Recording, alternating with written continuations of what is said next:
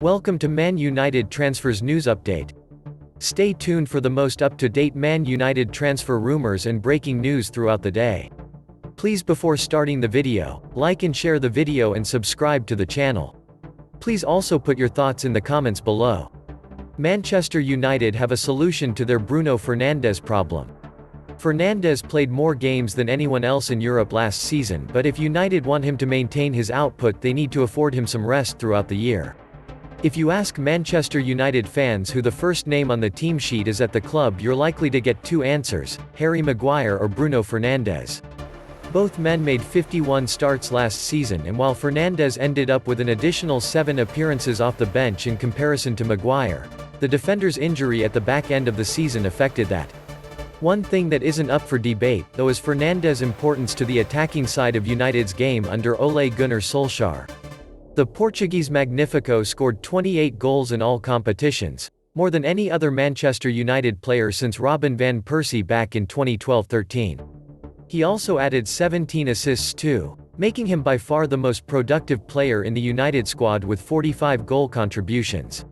But one thing that anyone who watched the Reds towards the back end of last season noticed was that as Fernandes began to run low on energy after so much football, his output went down the drain too. From February 28, 2021, when they went to Stamford Bridge for a 0-0 draw against Chelsea, Fernandes played 13 games between then and the end of the season. In those 13 games, starting in 11, he managed just 3 goals and 2 assists, with 2 of the goals coming from the penalty spot and 1 of the assists questionable as to whether he even touched the ball or not.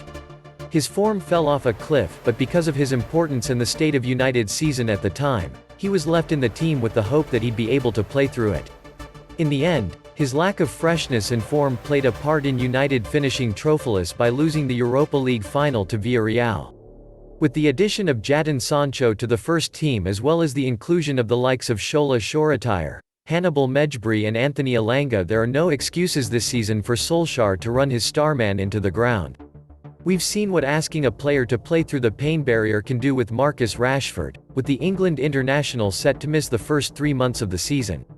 There is no need for Solskjaer to subject Fernandes to as much football this season, and keeping him fresh by affording him a rest every now and then will likely see him improve even further upon his mind-blowing stats.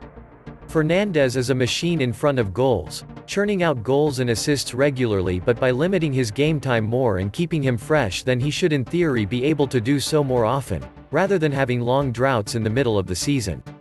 Mason Greenwood is a year older and more developed. Anthony Martial has a point to prove after a poor season last time out.